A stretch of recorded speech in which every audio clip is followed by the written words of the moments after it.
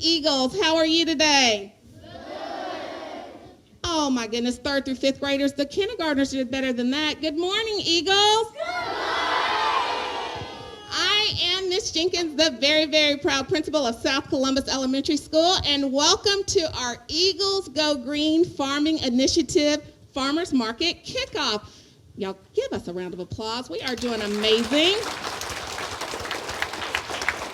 So what started about 5 years ago as just a little garden with a couple of strawberry plants and maybe some herbs has turned into a big agricultural education initiative here at South Columbus Elementary School.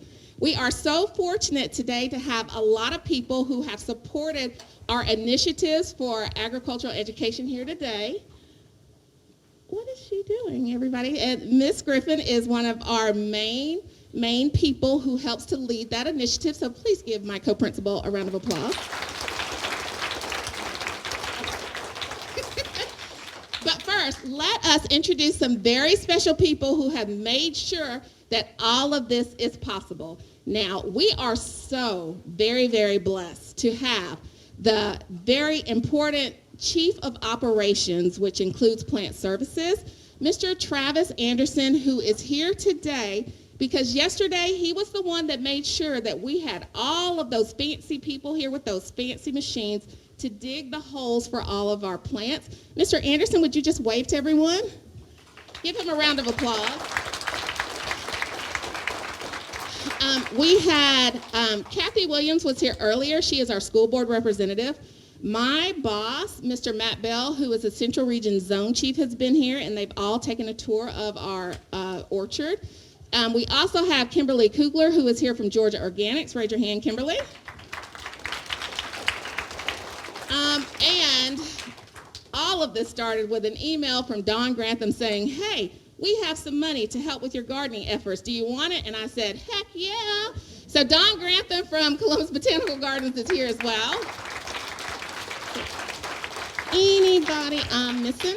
So without further ado, I'd like to introduce to you, and I'm sure I was shocked as anybody, that do y'all know that we actually have superior farmers in our own city that grow crops, and I mean thousands and thousands of tons of food to support food resources for our community. So without further ado, I'd like to introduce to you Brad Barnes and Jenn Collins, who own Dew Point Farms here in Columbus, Georgia.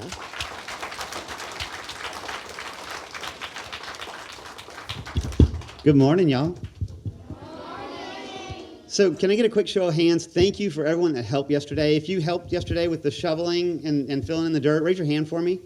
And watering, all that stuff. Yeah. Thank you guys so much. As y'all know, we were dressed a little bit different yesterday. We were in dirty pants and shirts with holes in them. So we dressed up for you today. And that does remind me that how does a farmer fix a hole in his pants? Do you guys know? With a cabbage patch. Uh-huh. Ooh, tough room. All right. Okay, that was his dad joke, but he had another one earlier. So here it is. What time do ducks wake up in the morning? Who knows? Somebody just say it. No, at the quack of dawn. It's pretty bad. All right. That was his joke. That was my joke. I liked it. That's right. Y'all heard about the cow astronaut, right? He went to the moon. That's all. So anyways, if you have any better jokes, don't forget we have Witty Wednesday on Facebook on our Eagles Nest News Morning Show. So please submit your Witty Wednesday jokes, and we'd love to have it on air, and we'll even let you come on and feature your own jokes. So make sure you do that. Okay, go ahead. So I'm Farmer Brad. This is Farmer Jenn, and we have, as she said, Dew Point Farm, which we started about 2 years ago, and that's one of our fields, and that's about as big as Jenn told the last group. That's about as big as this auditorium, that field. So we have 2 fields like that right now, and we're building a 3rd field. So we'll have 3 times the size of this room where we grow food. And how much food do we grow there, Jenn? Yeah. So just in that one field that you're looking at, we can get about 1,000 pounds of food out of it. Yeah.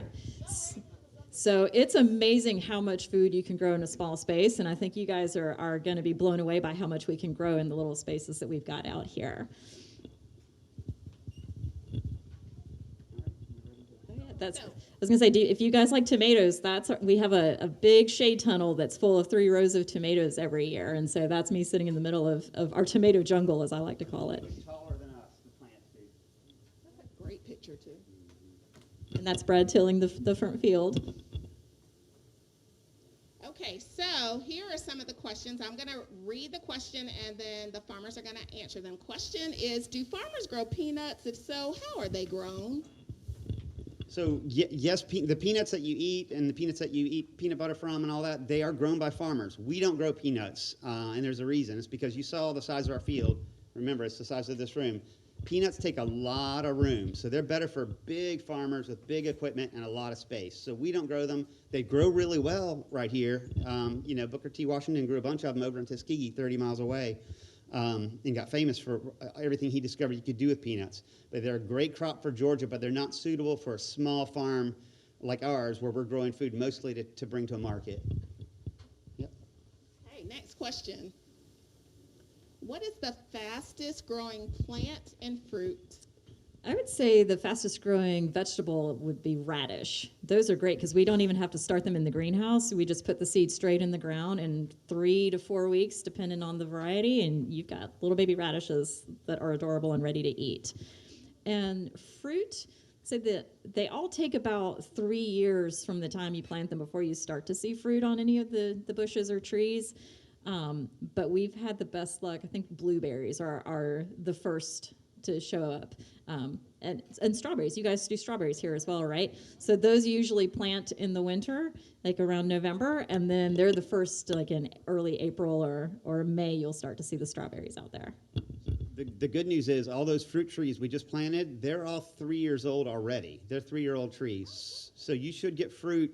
If anyone's in 4th grade or lower, you're going to see fruit next year. 5th graders, you'll have to look over the fence from the middle school.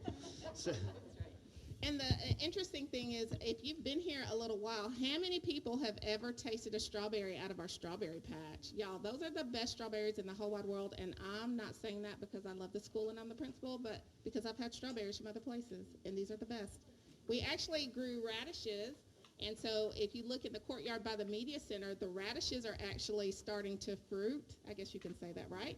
And which we don't want you to do because they're not exactly ready, but they do have the radish bulbs on them, the little purpley bulbs, and they are almost ready to eat. So, and it took about a month, 4 weeks.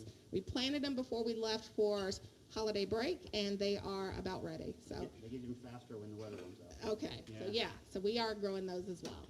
Next question. What can we use to help fruits and vegetables grow? That's right. Yeah, duh. Sunlight. Water, dirt, sunlight are the 3 biggest things. Yep, you've named the big 3. But on top of that, they need vitamins and nutrients just like we do to grow healthy. And so there are a lot of different things that you can add to the soil to give them those nutrients. Some of them are made from chemicals, and so we like to stay away from those because we want the food we grow and that we give to people to be as healthy as possible. And we also want to take care of the earth that we're growing in. So the supplements and the fertilizers that we use are all natural. So like Brad is pulling out right now some seaweed powder. You guys, have you seen, if you're watching a movie or like a Nat Geo special on the ocean and you see the seaweed floating in the water? Yes, it's SpongeBob. So people will take that seaweed and dry it and then grind it up into powder, and it's chock-a-block full of nutrients. And so we put that in the soil when we plant, and that helps it stay healthy and grow. And there's a lot of different things like that we use that all come from natural sources. Isn't it crazy that seaweed? It looks like coffee, doesn't it? It does look like, when you smelled it, what does it smell like? It doesn't stink. It's earthy. Yeah. Of course. Like tea. Yeah. If you've smelled dry tea, that's kind of what it smells like. Oh, Some of okay. our fertilizers don't smell so good. Some of our fertilizers come from fish and chicken feathers, and they do not smell great, but this one's not so bad. And the great thing is that these are all natural, so we aren't using like toxic pesticides or chemicals that aren't good for our bodies or good for our earth.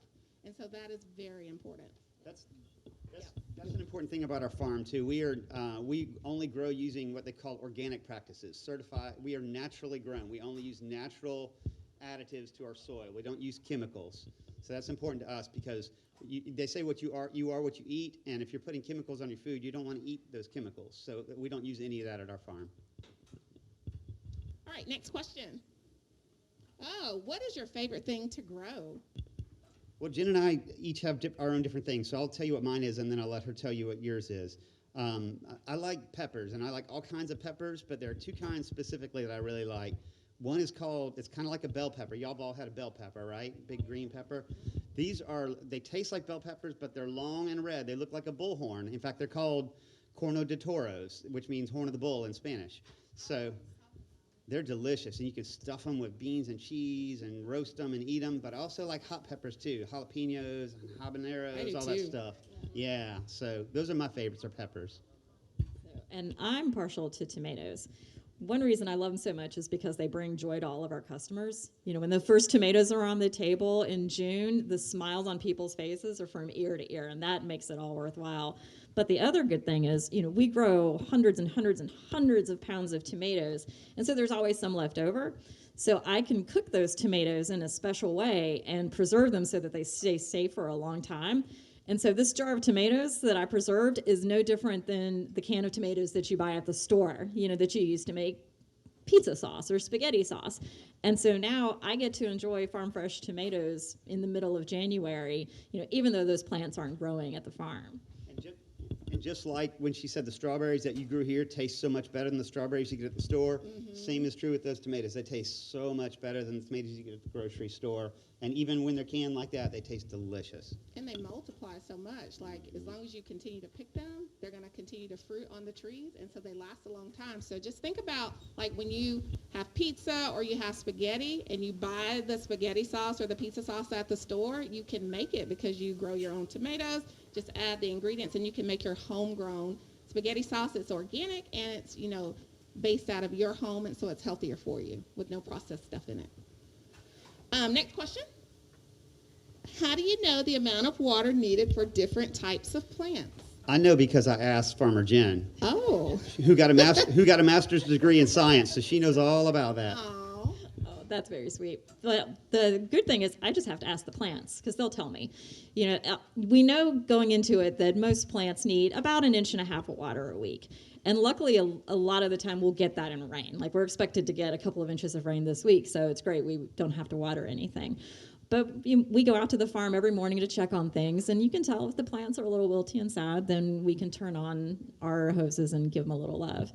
And we do a special kind of watering at the farm called drip irrigation. So instead of like sprinklers that are just throwing the water out into the air like you see in people's yards, or spray hose, we run hoses all along down the rows of our crops, and they have a little hole like every 12 inches, and so just a tiny bit of water will drip out and go straight to the plant root. And that way we're making sure that we're using our water wisely. If we're in the middle of a drought in the summer, we're not wasting any water. Okay, next question. The other important thing is that where we can, we choose plants that don't need, or they're tolerant of. We go through a period without rain in Georgia a lot of times, a lot of summers, and that's called a drought. So we choose plants that they call that are drought tolerant. That means those fruit trees out there can take it. They can be okay if they go for a few weeks without water sometimes. If it goes on and on, we have to go out and water them. But we choose plants that can handle fluctuations and where they don't get as much regular water. So that's a good, important lesson, too, is to choose the right plants for your environment. Okay, next question. How do you know do different fruit and vegetable plants need different types of soil? Oh, that's a good question. That is a very good question. And the answer is, well, they all need soil, and they all need the same basic things in soil. But you guys that were out helping us dig yesterday saw that some of the soil was clods of clay, right? And some of it was sandy. Those things interact differently with water. When the groundwater, when the rainwater hits it, that clay soaks it up and holds it. And that sandy soil just lets it come straight on through. The right balance is usually somewhere in between, something that kind of holds a little bit of water but doesn't hold on to it forever, or the roots will rot. But different plants need different kinds of watering requirements and different kinds of soil and different balances of nutrients in the soil. Did you want to talk about that a little bit? Just briefly, like usually most of the plants like the same sort of just neutral soil, and like Brad was saying, a good mix of, you want a little bit of clay in there because you want it to hold on to some water when there's not a lot of rain. but not so much that the roots get soggy. But the other thing is there's a few plants that are kind of picky in like really acidic soil. And so the blueberries are one of those plants. So you notice when we planted the big fruit trees yesterday, the apples and the pears, we didn't put anything in the soil. We just put the dirt straight back in the hole. But we had those big bags of pine bark mulch, and we mixed those in as we were putting the soil back in with the blueberries, because that will slowly release more acid into the soil and keep the blueberries happy. Yeah, and well, we can also talk a little bit about, you guys have studied maybe like the soil bacteria and how you know that there's way more. When you look at a handful of soil, there's way more to it than just the dirt that you see. Like in 1 teaspoon of soil, which, where's my teaspoon? Get this little guy right here. In this tiny teaspoon of soil, you'll have more than 1 billion different things living in it, and most of those are beneficial. And they work with the soil roots, you know, to like they get what they need to live and be happy, and they give things to the roots that the plant need to be happy. So about 1 billion different kinds of living organisms in a teaspoon of soil. They're so small you can't see them, obviously, but 1 billion things in this little space, out in the soil right out there where we planted those trees yesterday. Isn't that wild? Okay, next question. What happens to plants underground when they grow? That's a good visual right there. That actually says a lot about it. So when you see a tree, trees are just big plants in a lot of ways, right? And you see a tree and it's got all those leaves and foliage above it. That same thing is happening underground. You got roots underground that kind of mimic that. It looks like a tree canopy underground with roots, just like that. And same thing happens to plants underground. So they're under there. That's the middle of those, where those roots are starting to pop out. That's where the seed is. And so when you put a seed in the soil, those roots are going to pop out and spread out and start gathering up water from all the soil around there. And then that gives it enough energy to shoot up from the ground, and then it gets sunlight and grows from there. What else? Okay. I can get deep. You tell me how to. Next question. This is a great one. What hours do farmers work daily? So raise your hand if you get up at 7 a.m. Raise your hand if you get up at 6:30 a.m. 6 a.m.? All right. 5:30 a.m.? Couple y'all. All right. 5 a.m.? 5 a.m. is when we get up. And there's a reason. You want to talk about that? Yeah. Well, I mean, most of the time we're out working and doing a lot of physical labor just like we did yesterday. And you know, it started off really cold. You guys all came out in your jackets. But after you threw a couple of shovels of dirt in the ground, did you guys get warm? Mm-hmm. We do too, and especially in the summer. You know, we want to make sure that we get started with the sun. So we're up at 5 a.m., make sure we have all of our tools ready. And so as soon as that sun pops up, we are in the truck and out at the farm working. And the other thing is that when you're harvesting, you know, you want to make sure that you harvest early in the morning, because the plants will start to wilt as it gets hotter and hotter throughout the day. So we get up early and we work really hard until lunchtime, make sure that the plants are in the best condition, and look the prettiest and the healthiest when we take them to market. And a lot of farmers with bigger farms especially will work long days. They'll work 8 or 10 hours a day. Our little farm doesn't need quite that much attention, so we get lucky that we don't have to work that long. But we work hard for a few hours, and then we get to go home and plan and rest and eat. But a lot of farmers on big scales are going to be working 8 or 10 hours a day, which is longer than you're at school. It's a long time. So do y'all work 7 days a week, or do you have days off? Because I would imagine you can't go a day without. It depends on the season. During the winter right now, there's not a lot for us to do, so we get a lot of time off now. But during the growing season, during the late spring and early summer, we're out every day for at least part of the day. Oh, wow. Okay. Next question. So that was it? Okay, so Miss Griffin is going to come up and do our concluding remarks. Y'all were such an excellent audience. These questions were super amazing, and they were just as good as the ones from K2. So if y'all have a chance and you did not go out yesterday, make sure that your teachers have you go out, and be careful because it's kind of muddy and we don't want to track mud into the building because Miss Karen gets upset. But make sure that you go out to see our newly planted orchard. So we have planted... Farmer Brad, what did we plant yesterday? I know. There are 2 kinds of pear trees, 2 kinds of apple trees, and a persimmon. This is a persimmon if you've never seen one. They look like an apple, but they're a little bit more orange, and they taste a little bit like between an apple and a pumpkin. They're delicious. So those are going to be growing for you. And then we've got 6 blueberry trees, different types of blueberries. Yep. Just like an apple, you can take a bite. So we are going to be excited to be able to harvest all these wonderfully healthy fruit in the next year or two. Okay, so Miss Griffin? Well, that was part of my conclusion. I took it. She took it. But thank you all for coming in. Thank you, Farmer Brad and Jenn, for giving us this opportunity. And like we said earlier, a lot of you had the opportunity to experience this yesterday, and we are so very excited about growing our gardens here on South Columbus, so you get real hands-on experience with that process of planting, growing, harvesting, and then the garden to table process. So that is what we are trying to reproduce here at South Columbus, and you all will get an opportunity to take part in that. So it is very exciting for us. Thank you. Okay, one more time, give them a round of applause.